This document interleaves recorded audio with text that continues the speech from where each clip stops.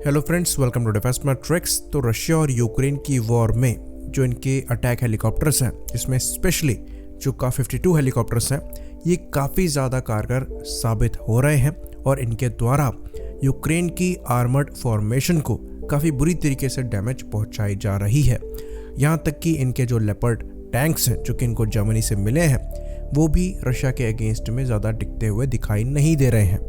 तो का-52 हेलीकॉप्टर्स के बारे में हमने काफ़ी ज़्यादा डिटेल में बात करी है, जिसमें हमने बताया था कि ये हेलीकॉप्टर कितना ज़्यादा कैपेबल है, चाहे सेंसर्स की बात करें, चाहे सेफ्टी फीचर्स की बात करें, जिसके अंतर्गत DIRCM और प्रॉपर काउंटर मेजर सिस्टम दिए गए हैं इनको मैनपैड से बचाने के लिए। पर ऑफेंसिव रोल में इनके वेपन्स को हमने स्पेसिफिकली डिस्कस नहीं किया था, जो कि एक्चुअली यूक्रेन के अगेंस्ट में बहुत ज़्यादा कारगर निकल कर सामने आ रहे हैं। तो आज के इस वीडियो में हम इन्हीं helicopter launched anti tank missiles के बारे में डिस्कस करेंगे और एक पैरेलल ड्रॉ करने की कोशिश करेंगे Indian anti tank guided missiles से, ताकि हमें समझ में आए कि हम कहां पर हैं और रशिया कहां पर है एंटी टैंक मिसाइल्स के मामले में।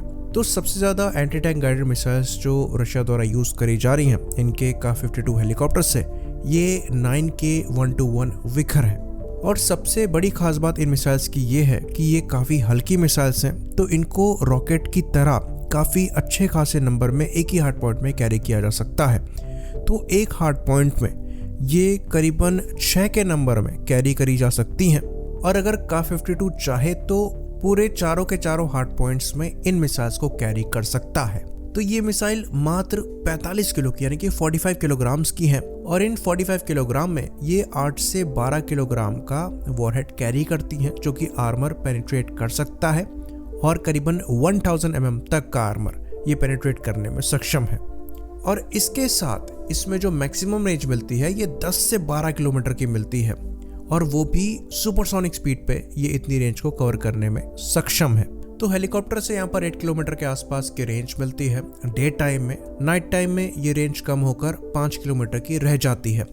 तो इस मिसाइल का जो गाइडेंस मैकेनिज्म है ये लेज़र बीम राइडिंग है, यानी कि लेज़र से टारगेट को लाइट अप किया जाता है और फिर ये मिसाइल उसी लेज़र को फॉलो करते हुए टारगेट को हिट करती है। तो बेसिकली हेलीकॉप्टर में जो लेज़र डेजिग्नेटर दिया गया है उसको यूज करते हुए इस मिसाइल को लॉन्च किया जाता है टारगेट की तरफ। तो यहाँ पर वॉरहेड के साथ चेंजेस किए जा सकते हैं। यूजुअली यहाँ से हीट वॉरहेड को कैरी किया जाता है, यानी कि high explosive anti tank warhead को। इवन इसको एरियल टारगेट्स को भी इंगेज करने के लिए इस्तेमाल किया जा सकता है, जो कि 1800 यानी कि 1800 किलोमीटर पर आवर की स्पीड से फ्लाई कर रहे हों। तो यहाँ पर प्रॉक्सिमिटी फ्यूज यूज किया जाता है, जो कि 5 मीटर की दूरी से ही फट सकता है और डैमेज पहुंचा सकता है टारगेट को। तो ये एक काफ़ी यूनिक एंटी टैंक मिसाइल है, और इसने अच्छा खासा परेशान किया हुआ है यूक्रेन को। सबसे अच्छी बात, ये मिसाइल काफ़ी बड़े नंबर में कैरी करी जाती है, काफ़ी ज़्यादा एक्यूरेट है, तो टारगेट के डिस्ट्रॉय होने की प्रोबेबिलिटी यहाँ पर काफ़ी ज़्यादा बढ़ जाती है। अब बात करते हैं दूसरी मिसाइल की, जो कि एक्चुअली इनके लेटेस्ट का-52M वर्जन्स में लगाई गई हैं। तो यहाँ पर हम बात कर रहे हैं LMUR मिसाइल की, जिसको लाइट मल्टीपर्पस गाइडेड रॉकेट भी कह दिया जाता है। LMUR का वैसे रशियन में कुछ और ट्रांसलेशन है। तो ये जो मिसाइल है ये एक्चुअली वजन में भारी है।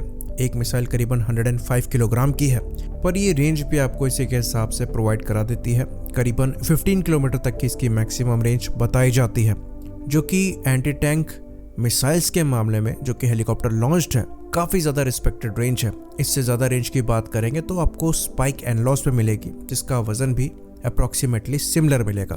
तो ये एक सबसोनिक मिसाइल है, जो कि 800 किलोमीटर पर आवर तक की स्पीड पर फ्लाई करती है, और टारगेट तक गाइडेंस के लिए यहाँ पर इमेजिंग इंफ्रारेड सीकर यूज़ किया जाता है, जिसकी मदद से ये खुद भी गाइड हो सकती है, या फिर man in the loop mode में भी, यानी कि पायलट इस मिसाइल को लास्ट तक गाइड करके भी टारगेट को हिट कर सकता है। तो ये मिसाइल एक्चुअली काफ़ी बड़ा वॉरहेड कैरी करती है, करीबन 25 किलोग्राम्स का, जो कि विखर के 8 से 12 किलोग्राम के वॉरहेड से काफ़ी ज़्यादा है, ऑलमोस्ट दुगने से भी ज़्यादा है। तो इसकी एक मिसाइल का हिट जो है ये इंश्योर करता है कि जो आर्मर्ड व्हीकल है ये किसी काम का ना रहे, और 15 किलोमीटर तक की मैक्सिमम रेंज होने की वजह से ये हेलीकॉप्टर को सेफ डिस्टेंस प्रोवाइड कराता है इन मिसाइल्स को लॉन्च करने के लिए, जो कि इन्हें मैन पैड की रेंज से बाहर रखते हैं।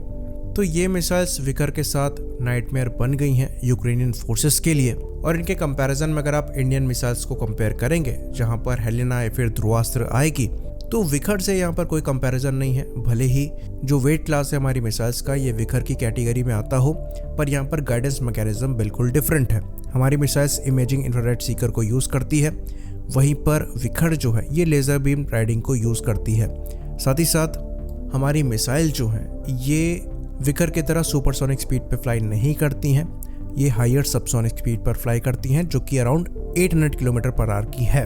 तो कैरेक्टरिस्टिक्स में आप हमारी मिसाइल को LMUR से कंपेयर कर सकते हैं, पर वॉरहेड में और वेट में LMUR काफ़ी ज़्यादा आगे निकल जाती है, ऑलमोस्ट दुगनी भारी है। हमारी मिसाइल से करीबन 105 किलोग्राम की LMUR है और हेलेना मिसाइल करीबन 45 किलोग्राम की है। वहीं पर हेलेना करीबन 8 किलोग्राम का वॉरहेड कैरी करती है और LMUR में 25 किलोग्राम का वॉरहेड आता है। साथ ही साथ रेंज भी वहाँ पर काफ़ी ज़्यादा है। LMUR करीबन 15 किलोमीटर की रेंज देती है, जैसा हमने डिस्कस किया, और हेलेना में आपको रेंज 7 से 10 किलोमीटर तक की मिलती है, जो कि विकर के कंपेरेबल है।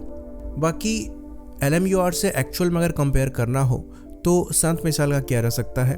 रेंज और वेट क्लास में दोनों सिमिलर मिसाइल्स होंगे, पर गाइडेंस मैकेनिज्म डिफरेंट है। संत जो है ये मिलीमीटर वेव रडार को यूज़ करती है, साथ ही साथ रेंज भी वहाँ पर आपको ज़्यादा मिलेगी, 50 से 20 किलोमीटर के अप्रॉक्स में।